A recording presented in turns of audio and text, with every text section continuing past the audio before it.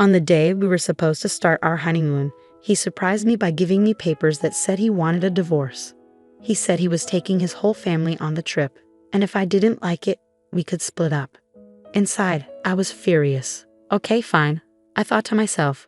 But remember, I'm still free. He looked shocked as I stood there feeling triumphant. My name is Emma. I'm 35 years old, and I work at a real estate company. I really enjoy my job and feel happy doing it. I'm lucky to have supportive colleagues, but in my personal life, I don't have any specific hobbies and I've never had a boyfriend. I felt a secret worry growing inside me. All my friends were getting married by the time they hit 30, one after the other. I was one of the few left who was still single. Plus, my younger colleagues were leaving our company one after another, and it hurt every time. Then, I met Brian through a friend's introduction. He was 2 years younger than me and had a smile that made me feel warm and protective. He didn't talk much but always listened to what I had to say when we needed to make decisions. He made me feel like my thoughts mattered. Since I had no experience with relationships before, I quickly fell for Brian's personality. Our relationship progressed smoothly. When I brought up the topic of marriage, he simply said, "Okay, let's do it." Marriage involves making lots of decisions: the wedding, the honeymoon, finding a new home to live in together. It's a huge event in a person's life, so I wanted us to decide things together. But no matter what decision we faced, Ryan always let me take the lead. He never shared his own thoughts. He just agreed with whatever I said. Brian's personality began to seem unreliable to me, and I started feeling unsatisfied with him. Another thing bothering me was my relationship with my mother-in-law. She was completely different from Brian, not easygoing at all. She never listened to my opinions and always imposed her own ideas on me. "Emma, when you get married, you'll quit your job and focus on taking care of the house, right? You're not getting any younger, you know. If you don't hurry, you might not be able to have kids. Brian is working hard, so as a woman, you should focus on the family. It's a wife's duty to support her husband." These were the first things she said to me when I went to greet her. The husband works outside and the wife takes care of the home. She clung to old-fashioned ideas like this. The truth is, I earn more money than Brian does. He doesn't seem to mind, and he's even told his parents about it, but his mother doesn't seem to approve. A woman who earns more than a man isn't charming. Maybe you can't do any household chores, can you? A wife should cook, do laundry, clean, and take care of her husband's health. Can you do that? She said, looking down on me. You're right, it's definitely different when it's your mother-in-law saying those things. While it's not something to boast about, I can handle all the household chores because I've been living alone for a long time, and I don't plan on quitting my job after getting married. I want to prioritize myself just as much as Brian. But when my mother-in-law criticized me, Brian didn't stand up for me. Instead, he just nodded along with her. That made me feel uneasy about relying on him for the rest of my life. But then again, Brian is younger than me. Maybe he'll become more dependable as he gets older.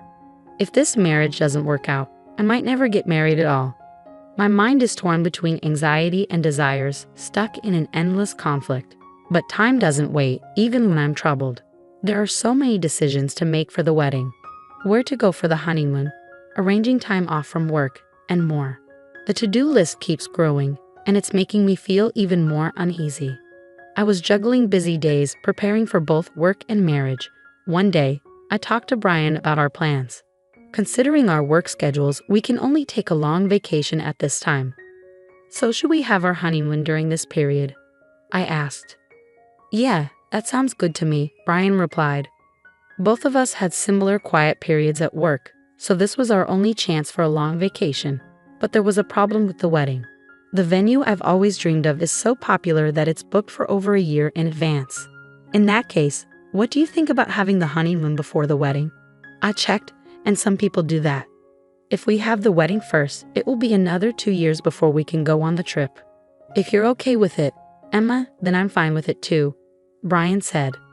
I thought Brian wouldn't object, but he agreed so easily. It seemed like he was accepting all my opinions without any resistance. While I did want him to express his own thoughts a bit more, I figured it was better than facing opposition. So whenever I got the chance, I kept moving forward with the preparations for our honeymoon and wedding. In the end, we settled on going to Europe for our honeymoon. I debated until the last minute between Hawaii and Europe. Hawaii was close by, and I figured we could visit there another time. So I chose to explore Italy and France, enjoying the beautiful streets and delicious food. I also wanted to check out the stylish accessories and maybe buy some special tableware since it marked the start of our new life together. After considering various schedules and destinations, I finished all the paperwork about a month before the trip. By then, I was completely excited. It was going to be my first overseas adventure, and I couldn't help but feel thrilled. My mind was consumed with thoughts about Europe, from buying travel essentials to planning our activities there. Because of this excitement, any lingering dissatisfaction I had with Brian had disappeared completely. Just 1 week before our honeymoon, Brian suddenly brought up a conversation. I was puzzled by Brian's unusual request. He rarely asked me for anything, so I was curious about what it could be. Could it be related to our trip?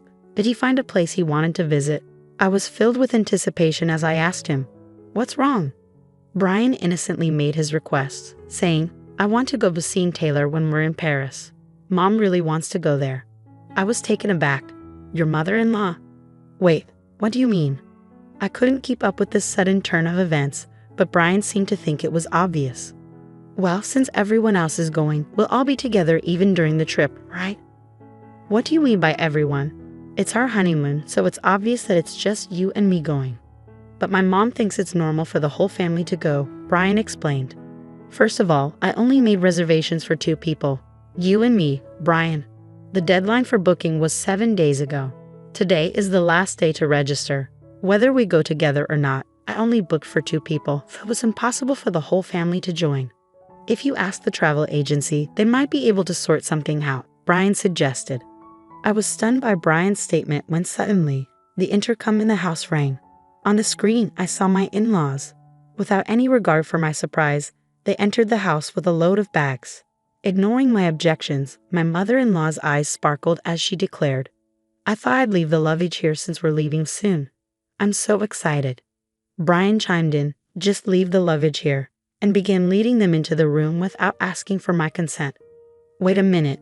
I tried to stop him urgently, but my mother-in-law shot me a sharp look. "What's the matter, Emma? I hope you're not suddenly saying you don't want to go together now." "I never agreed to go together in the first place," I retorted, but my mother-in-law paid no attention. "You heard it, she just said no, didn't you?" "But Brian always thought we would go together with you, right?" she asked, trying to flatter Brian. Brian simply replied, "Yeah," affirming her statement. Seizing on his agreement, my mother-in-law began to dismiss me. "It's normal for the husband's parents to go on the honeymoon. Don't you have common sense? I hope you won't ruin the trip with any unpleasant experiences since it's a special honeymoon. We want to make good memories, right? I'll make sure to teach you some common sense during this week before we leave. It's supposed to be a special honeymoon after all." I felt like everything was falling apart. My blood was boiling with frustration. "Mother-in-law, this is a honeymoon, you know. Normally, it's just supposed to be the husband and wife," I insisted desperately. If I listened to my mother-in-law's demands now, it would set a bad precedent for the future. I wanted to avoid that at all costs. However, my mother-in-law stubbornly refused to back down. Not only that, but she began to dismiss my concerns altogether. "The husband's parents going on the honeymoon together is just common sense. I can't believe you don't want to be with us. I thought we were becoming a family, but it seems our ideas of common sense are different. You don't seem to like me, and nothing seems to match." "How sad," she said, lowering her eyebrows in a fake manner. Her words, "how sad," seemed to have a hidden smirk behind them. I was convinced she was deliberately trying to trap me. That's how sure I was. Even Brian, without questioning, started blaming me based on my mother-in-law's words. "Emma, what's wrong with you? They're my parents. It's okay for us to go on the honeymoon together, right?" "It's not possible. We've already booked reservations for 2 people. Plus, I've never heard of families joining a honeymoon trip," I declared. Brian shouted angrily, as if looking for a fight. "I never realized you disliked my parents so much, Emma. That's enough, just leave for today," Brian said, looking at me as if he couldn't believe what he was seeing. As he spoke, a wicked smile spread across my mother-in-law's face. Why does he always take his mother's side without even considering his spouse's opinion, especially at a time like this? I wished he would support my views. Before I could react to his words, I found myself pushed out to the entrance.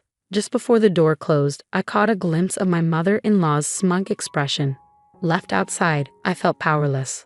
Why am I being portrayed as the bad guy? Why does everything, even this special trip, have to be ruined? Frustration and sadness consumed me, and tears began to flow.